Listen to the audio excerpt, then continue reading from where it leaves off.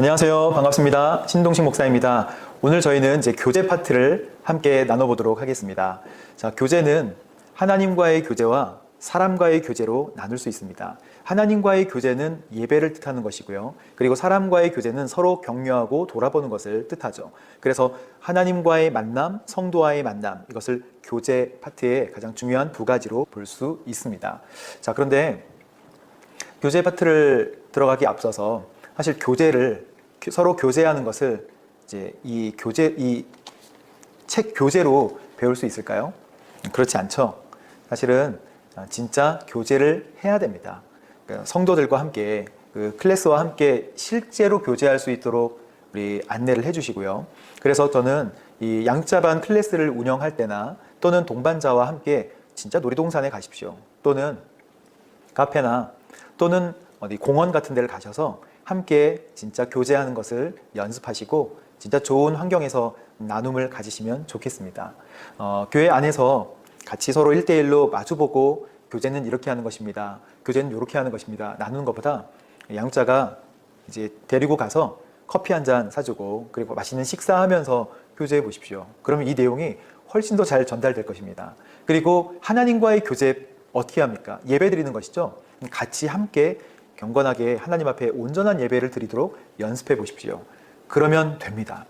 그리고 추가적으로 알아야 되는 내용들은 핵심을 잘 정리해서 교제 끝날 때쯤에 책을 보면서 함께 정리하는 시간을 가지시면 이 교제 파트는 아주 성공적으로 진행하실 수 있을 것입니다.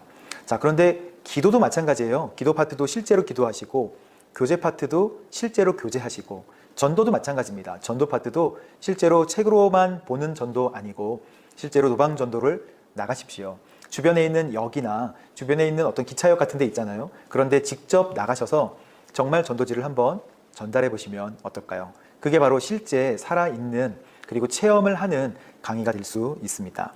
자, 교제, 하나님과의 교제는 예배, 사람과의 교제는 서로 친교하고 격려하고 돌아보는 것이라고 말씀을 드렸죠. 자, 그럼 첫 번째 우리 함께 나누기 전에 양자반의 가장 첫 번째 우리 말씀 함성과 키 그림을 반드시 점검해 주십시오. 교제 파트의 말씀은 우리가 한 몸에 많은 지체를 가졌으나 모든 지체가 다 같은 기능을 가진 것이 아니니 하는 이 말씀을 먼저 암송해서 적어보고 그리고 뒷면에는 키 그림을 그려보고 서로 나눕니다. 자, 요거 잊지 마시고요. 또 한 가지 이제 팁을 드리면 말씀 암송이 지금 6주, 7주 계속 이렇게 누적이 되잖아요. 중간에 한번 테스트를 해주시는 게 좋습니다. 자, 테스트를 하면 힘들어 하겠죠. 1대1로 양육하는 경우에는 그냥 열심히 반복해서 복습하면서 외우십시오. 그러나 양육자 반을 만약에 운영하신다고 하시는 목사님들이나 리더분들이 계시다면 중간쯤에 한 반 정도 왔을 때 한번 테스트를 해주는데 테스트하면 벌써 힘들어 하거든요. 그동안 몰래 컨닝하면서 썼었는데 테스트하면 어떡하나. 근데 테스트를 어려워하지 않도록 이렇게 내주세요. 그 말씀을 중간에 쓰고 새 계명을 주노니 서로 사랑하라. 새 계명을 주노니 서로 블랭크를 해서 하라. 이런 식으로 쉽게 문제를 내서 주시면 되겠습니다. 한번 본인이 쉽게 써볼 수 있도록. 그래서 제일 마지막에 가면 또 테스트가 있거든요. 말씀 암송에 대한 테스트입니다. 그리고 키 그림을 한번 그려보는 테스트가 있는데 키 그림이야 매주 그리니까 편하게 하실 수 있겠지만 말씀 암송에 있어서는 실제로 본인이 블랭크를 적어보면서 좋기도 하고 이미 암송했던 말씀이니까 블랭크를 기입하기에는 굉장히 쉽잖아요. 그렇게 도와주시면 아주 좋을 것 같습니다.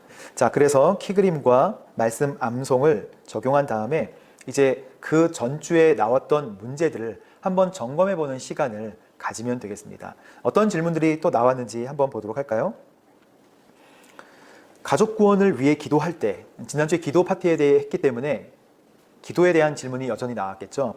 가족 구원을 위해 기도할 때 어떤 사람들은 금방 예수님을 영접하는데 어떤 사람은 10년 이상 기도해도 구원받지 못하고 이 차이는 도대체 무엇인가요? 이렇게 질문하시는 분들이 계세요. 어떤 분들은 금방 영접하고 어떤 분들은 10년 이상 기도해도 이게 기도가 잘 응답되지 않는데 이 차이는 도대체 뭔가요? 이런 사람은 예수님을 어떻게 믿어야 되나요? 이런 질문들이 있습니다. 아주 실제적인 질문이죠. 그리고 기도드리고 난 후 현실에서는 달라진 게 없어도 하나님께서 응답하셨지만 하나님의 때가 아직 이르지 않았다고 여겨야 되는 것인가요?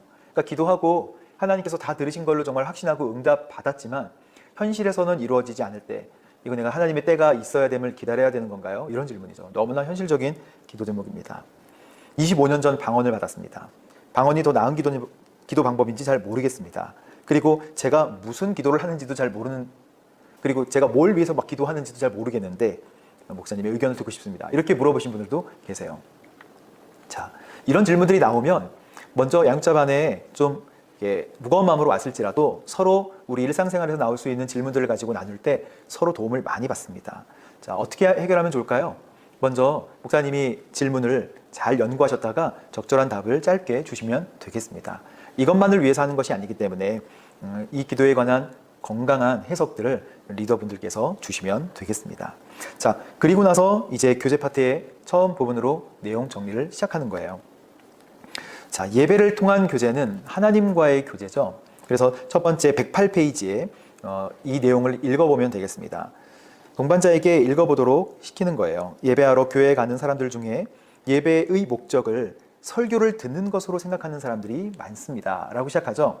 그러니까 설교를 듣는 것이 예배의 중요한 부분이긴 하지만 그것이 예배의 목적이 될 수는 없습니다. 이렇게 동반자가 읽었어요. 근본적으로 예배는 나를 위한 것이 아니고 하나님을 위한 것입니다. 그리스도인의 공동체가 모여서 하나님을 예배하는데 예배의 의의가 있습니다. 저는 그래서 PPT를 사용해 이렇게 예배를 통한 교제 부분을 이렇게 설명을 합니다. 자, 예배는 좋은 설교자를 찾아가는 것인가요? 좋은 설교자를 찾는 것이 좋은 예배를 찾는 것인가요? 라고 물어볼 수 있어요. 예배를 우리가 들을 때 좋은 설교자의 말씀을 듣는다라고 생각하는 경우가 많이 있다는 것입니다. 예배는 나를 위한 것이 아니라 하나님을 위한 것이죠. 그래서 이 그림에 보면 이재훈 목사님도 계시고 유기성 목사님도 계시고 또 하용조 목사님, 이찬수 목사님 여러 목사님들의 그림이 나와 있는데 이 그림 중에 어떤 목사님의 예배를 드리고 싶습니까? 뭐 이렇게 그냥 물어보세요. 어떤 교회의 예배를 드리고 싶습니까? 그 번호를 정해서 물어보십시오. 그러면 자기가 본인이 그리워하는 목사님이나 본인이 그리워하는 교회의 예배를 선택할 거예요. 근데 알려주십시오. 예배는 나를 위한 것이 아니라 누구를 위한 것이라고요? 하나님을 위한 것이라고. 그래서 그리스도인의 공동체가 모여서 하나님을 예배하는 데에 예배의 의의가 있다라고 정리를 하시면 되겠습니다. 그래서 하나님께서 우리를 통해 예배를 통해서 원하시는 것은 무엇인가요? 우리의 거룩함을 하나님 앞에 나타내어 보여주시기 위해 예배를, 또 하나님의 거룩함을 우리가 알고 하나님도 거룩함을 보여주시기 위해서 이 예배가 드려지는 것이죠. 말씀에 레위기 10장 3절 나를 가까이 하는 자 중에서 내 거룩함을 나타내겠고 온 백성 앞에서 내 영광을 나타내리라. 자, 이 말씀은 왜 나왔을까요? 사실 이 아론 계열의 제사장이 그 혈통을 따라서 계속 내려가게 됩니다. 그래서 아론의 아들 중에 네 아들이 있는데 나답과 아비후 그리고 엘르아살과 이다말이죠. 이 네 명의 아들 중에 나답과 아비후가 다른 불을 사용해서 이 분향단의 다른 불을 사용해서 어떻게 제사를 드리다 보니 하나님께서 말씀하시지 않은 다른 불로 제사를 드리다가 불로 죽임을 당합니다. 이 사건 이후에 하나님께서 말씀해 주세요. 모세가 아론에게 이르되 여호와의 말씀이라 라고 하시면서 하시는 말씀이 내 거룩함을 나타내겠고 온 백성 앞에서 내 영광을 나타내리라. 하나님께서 중요한 가르침을 주실 때 이렇게 큰 사건을 통해서 말씀하시는데 이게 예배의 중요한 부분이라고 하시는 것입니다. 하나님을 위해 그분의 영광을 위해 함께하는 예배가 하나님 기뻐하시는 참 예배라는 것이죠. 처음 믿는 분들을 위한 구도자 예배, 시커 서비스를 위해서는 그분에게 초점을 맞춰서 예배를 세팅하지만 우리가 예배를 드릴 때 하나님을 경배하고 하나님께 집중하는 예배가 될 수 있도록 동반자에게도 알려줘야 된다는 것입니다. 그래서 동반자가 하나님을 예배할 때 나에게 맞는 예배 중요하지만 하나님 경배하고 하나님께 영광 돌리려고 하는 그 예배의 본질을 동반자가 알 수 있도록 도와주시면 되겠습니다.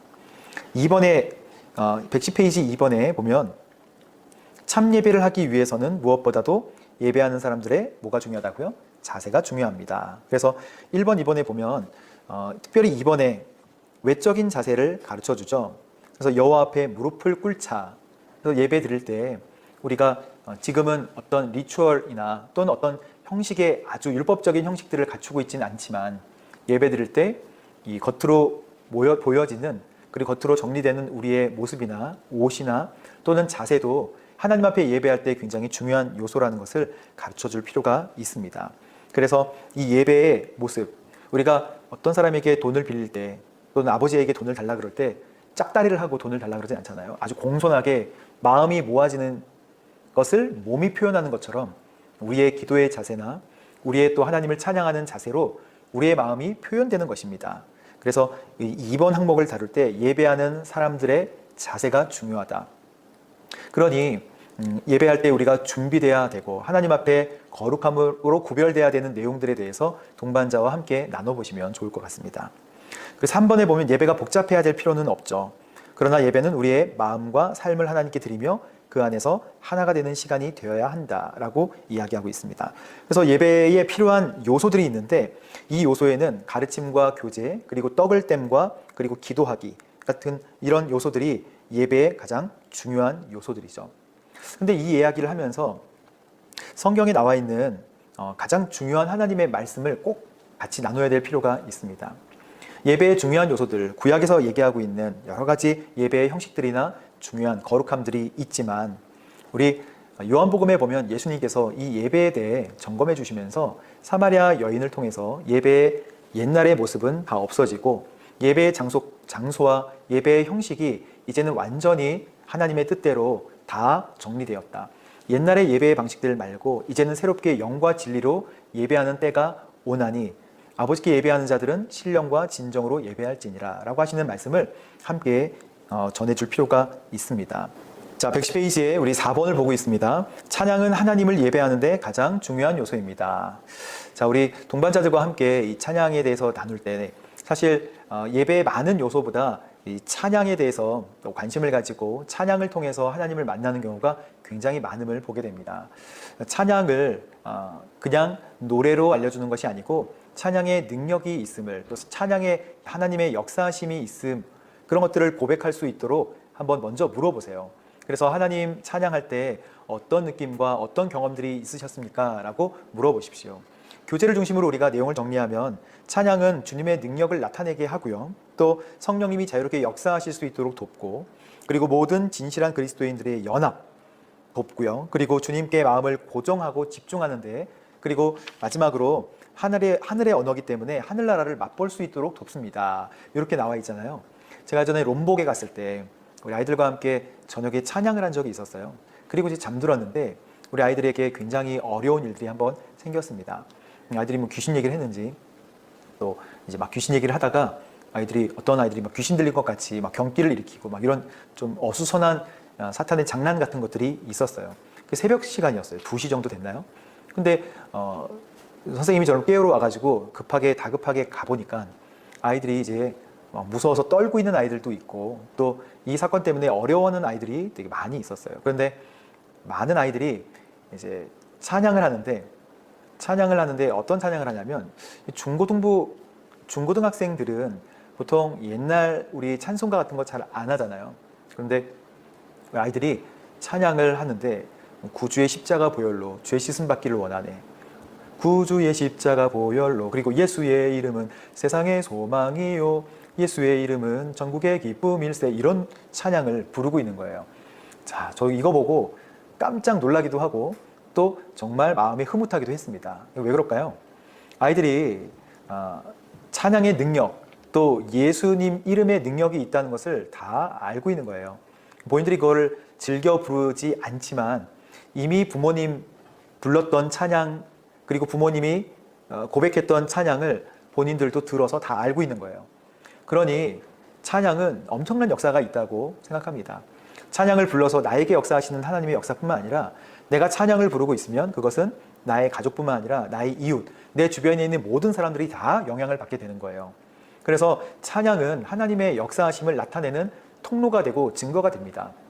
아이들이 그 사탄의 장난, 귀신의 역사 같은 거를 물리치기 위해서 어떤 찬양을 불렀죠? 최신 찬양 부른 거 아니에요. 예수님 십자가의 보혈의 찬양 부르면서 막 열심히 기도에 집중하더라고요. 그러니까 찬양의 능력을 아이들이 경험하게 되고, 그 전부터 예수 이름의 능력, 찬양의 능력을 경험했던 거예요. 아니죠. 경험한 게 아니라 아이들은 그렇게 하면 사탄이 떠나갈 것이라고 믿고 있었던 거죠. 사탄을 물리칠 수 있는 능력이 된다는 것을 아이들이 다 알고 있었다는 것입니다. 자, 찬양이 우리가 성령을 자유롭게 합니다, 연합에 기여합니다, 이렇게 배우지 않고 찬양을 진짜 하면서 생활 가운데 계속 찬양하면서 하나님의 능력 경험, 그리고 예배 가운데 임재하시는 하나님 경험했던 것들을 나누고, 그리고 서로 교제함으로 이런 것들을 풍성하게 나누면서 은혜를 나누시기 바랍니다. 그래서 각 테이블별로, 양육자 반은 각 테이블별로 찬양의 능력을 경험했던 것들을 나눠보십시오 라고 이야기하시고, 동반자와 함께 있을 때는 동반자에게 찬양을 할 때 또 능력이 생기고 힘이 생기고 변화됐던 것 언제였나요? 어떨 때였나요? 라고 한번 물어보십시오. 그렇게 이 파트를 정리하시면 되겠습니다. 자, 여기까지가 우리 예배 파트, 그러니까 하나님과의 교제 중에 예배, 하나님과의 교제를 다뤘고요. 이제는 우리 성도 간의 교제를 함께 나눠보도록 하겠습니다.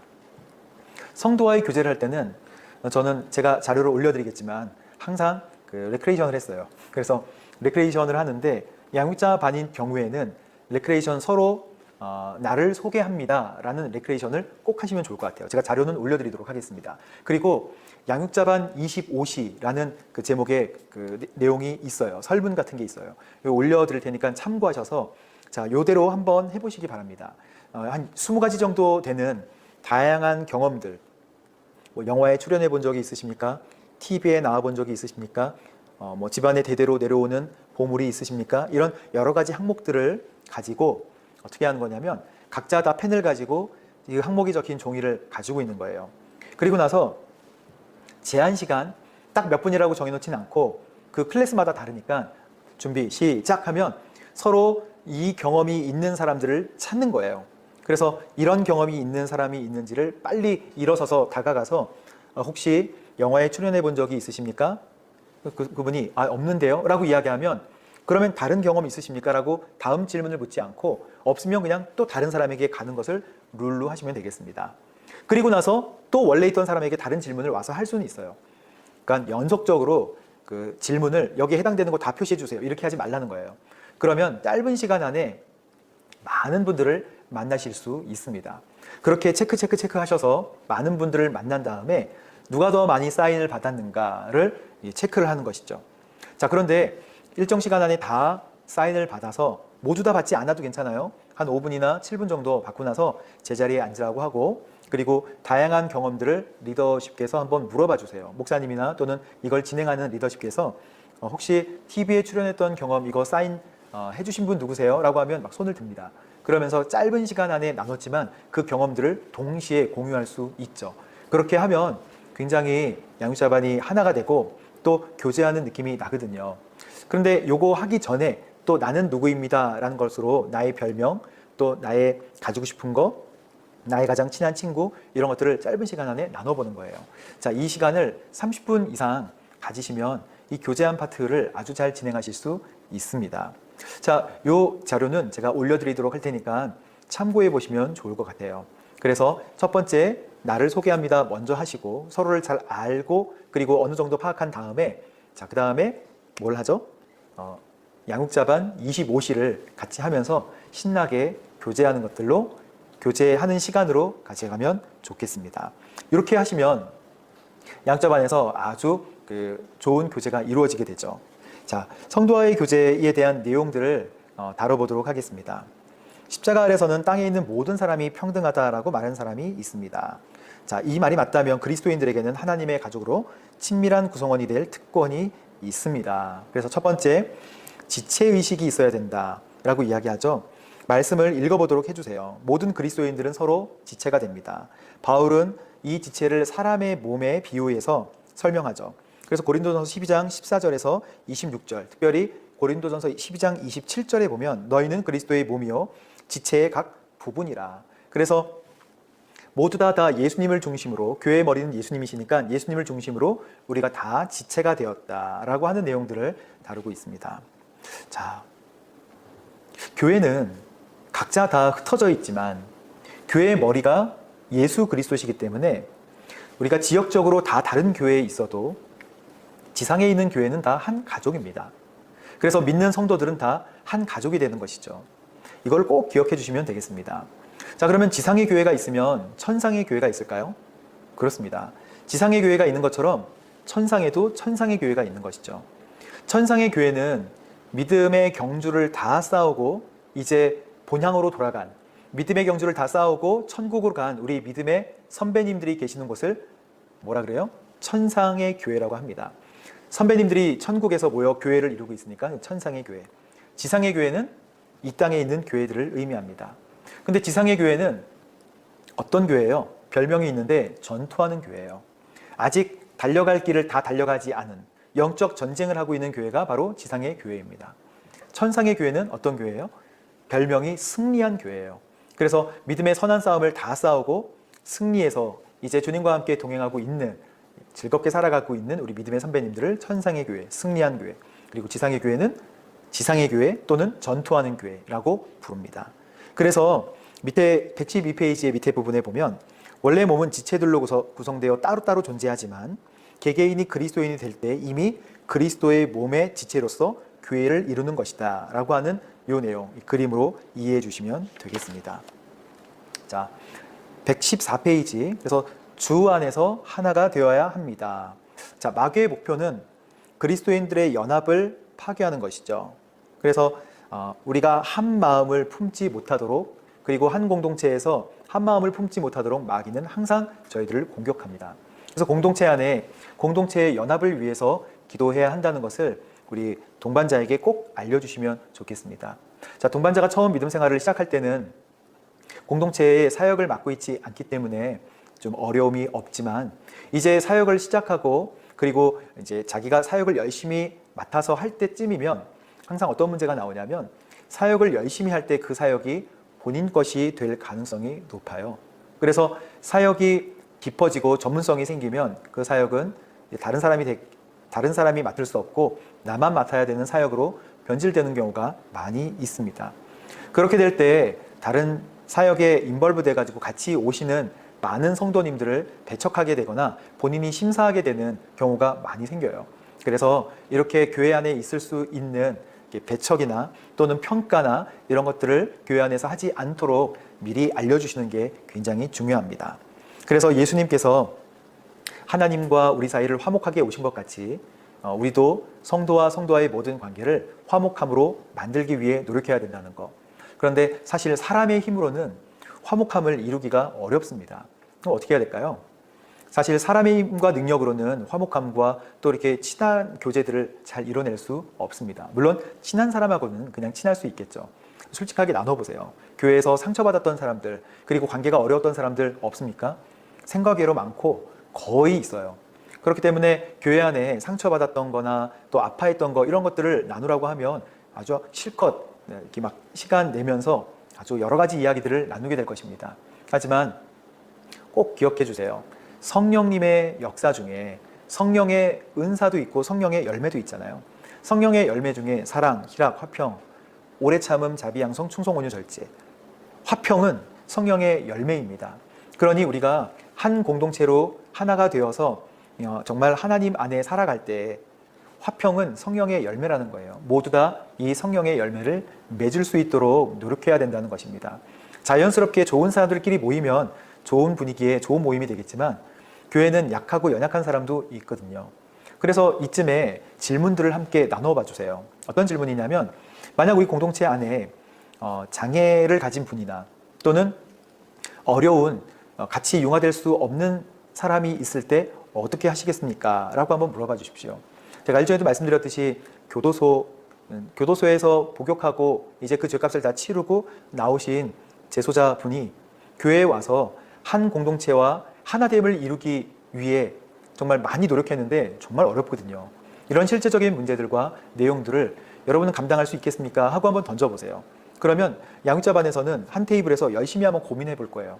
우리가 이분을 받기 위해서 어떤 노력과 어떤 것들을 할 수 있을까? 저도 아직 완벽한 결론을 내지 못했지만 그리스도의 연합이라는 것이 그냥 빛 좋은 개살구 같이 정말 그냥 말로만 듣기 좋은 말같이 여겨지지 않도록 진짜 내 삶에서 연합하고 싶지 않지만 연합해야 될 사람, 그리고 연합하기 어려웠던 상황들을 이야기하면서 그것들을 하나하나 개선해가고 또 하나 되기 원하는, 연합하기 원하는 모임으로 바꿔지도록 노력해야 될 부분은 무엇인가를 함께 나눠보면 좋겠습니다. 자, 그리고 3번에 각 사람의 다양성을 이해해야 한다. 하나님께서 각 사람에게 은혜를 주시고 또 은사를 주실 때는 각각 다르게 주신다는 거예요. 그래서 처음에 은사가 다릅니다. 어떤 사람들은 방언 받기를 위해서 열심히 기도하지만 방언을 주시지 않는 경우가 있어요. 어떤 사람은 병고침에 대해서 은사를 받고 싶어 하지만 병고침의 은사는 어떤 사람에게만 주어지기도 합니다. 저도 이 부분을 몰라서 어렸을 때 우리 성령 운동이 많이 일어날 때 무조건 방언 달라고 하나님께 매달리면서 기도했던 적이 정말 많았어요. 그때 당시에는 이제 제가 중학교 때는 기도원에 가면 항상 이제 방언 받은 사람, 방언 받지 않은 사람, 이렇게 나누는 게 어디 있습니까? 방언 받은 사람과 방언 받지 않은 사람을 두 부류로 나눠 놓고 서로 마주보고 기도하게 시켰어요. 굉장히 어려운 일이죠. 그리고 이제 기도하다가 방언을 받으면 막 넘어오는 거예요. 우리가 성령의 은사에 대해서 잘못 이해했을 때 예전에 그렇게 많이 했었습니다. 그래서 저도 이 방언 받지 못한 쪽에 있다가 이제 방언 받은 쪽으로 넘어가야 되는데 하나님께서 이 은사를 안 주시는 거예요. 그래서 막 기도를 하는데 선생님들이 방언할 수 있도록 막 도와주세요. 그래서 귀에 대고 막 기도를 도와주시는데 막 코카콜라를 막 외치라고 하는 거예요. 코카콜라를. 그래서 막 코카콜라를 제가 외치다가 혀가 꼬여가지고 방언 받는 것 같아가지고 막 넘어갔다가 이건 아닌 것 같다 해서 다시 왔다가 이런 경우가 많이 있었습니다. 자, 성령의 은사는 각 사람에게 필요에 맞게 성령님께서 주세요. 방언의 은사도 그 사람에게 맞게 주시는 거예요. 그래서 목사님들도 또는 어떤 장로님들도 방언을 안 하시는 분들이 계세요. 하지만 그것은 성령의 은사이기 때문에 성령님이 그 공동체와 교회에게 필요한 것들을 은사대로 그냥 주시는 것입니다. 그러니 앞으로 어떤 은사가 내게 없다고 또 앞으로 어떤 은사가 내게 주어지지 않는다고 고민할 필요가 전혀 없는 것이죠. 말씀을 읽어보면 그 말씀을 통해서 진짜 믿어지고 이해가 되는 믿음으로 가져오시면 되겠습니다. 그리고 어떤 사람들은 인간적인 배경이 다르죠. 그래서 완벽한 교회가 없듯이 만약에 완전한 성도들만 있다면 그 교회는 정말 완벽한 교회가 되겠죠.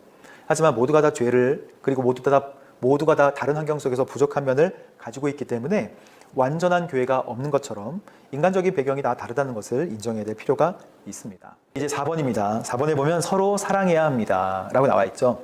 사랑은 사실 우리의 능력으로는 하기 어려운 것입니다. 사랑할 만한 사람을 사랑하는 것은 어렵지 않죠. 하지만 사랑하기 어려운 사람을 사랑하는 것은 정말 사람으로서는 하기 어려운 것이거든요. 그래서 새 계명을 너희에게 주노니 서로 사랑하라. 내가 너희를 사랑한 것 같이 너희도 서로 사랑하라. 예수님의 사랑은 사랑을 여길 만한 사람을 사랑하셨던 게 아니라는 것을 먼저 전제하고 우리가 은혜 가운데 있다는 것을 함께 나눌 필요가 있습니다. 사실 먼저 믿고 또 하나님의 말씀을 받은 사람들이 하나님의 사랑이 내가 오래 믿었기 때문에 당연한 것으로 여겨지고 그래서 내가 봉사를 많이 했기 때문에 구원도 당연한 것이라고 여겨지는 순간부터 넘어지는 사람이 된다고 주님께서 말씀하셨잖아요. 그러니 우리 양육하는 모든 양육자반이나 동반자반 모든 분들은 다 이 사랑해야 되는데 이 사랑을 실천할 때 하나님의 은혜가 없으면 사랑의 실천도 없다는 것을 반복해서 이야기할 필요가 있습니다. 그러니 양육자반에 제가 전체적인 내용들을 한마디로 요약하면 그냥 낮아지고 깨어지는 거예요. 뭘 알아서 양육하고자 하는 것이 아니고요.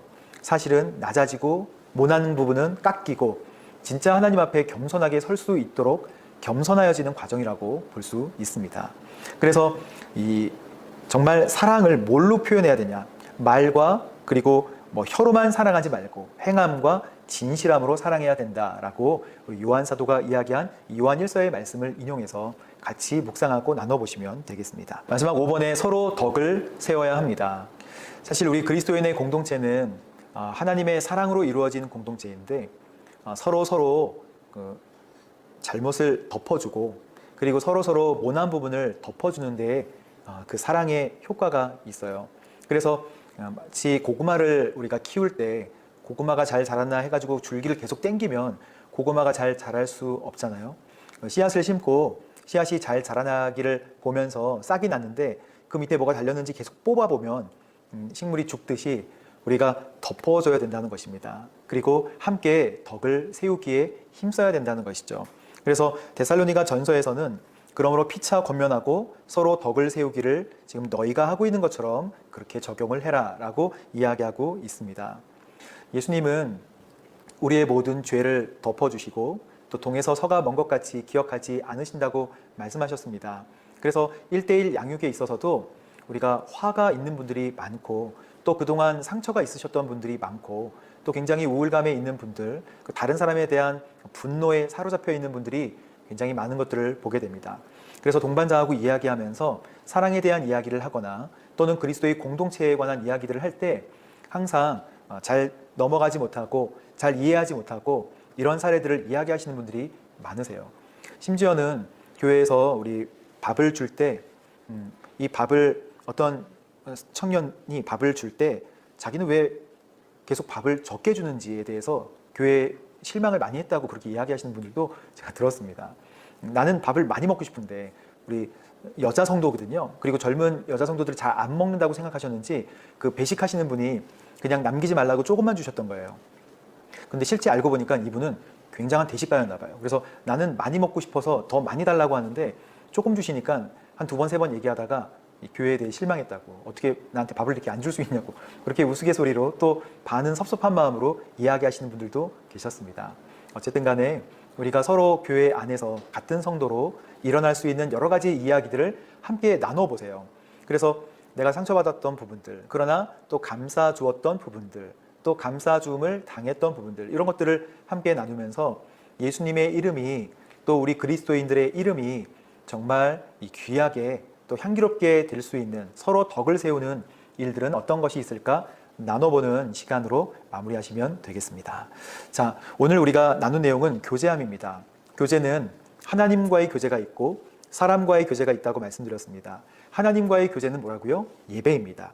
그래서 참된 예배를 드릴 때 어떤 것들이 필요한가를 알아봤고, 그리고 사람과의 교제는 서로 돌아보고 서로 격려하고 덕을 세우는 일이라고 했는데, 그리고 각자의 다름을 이해하는, 다양성을 이해하는 것이라고 말씀드렸는데요.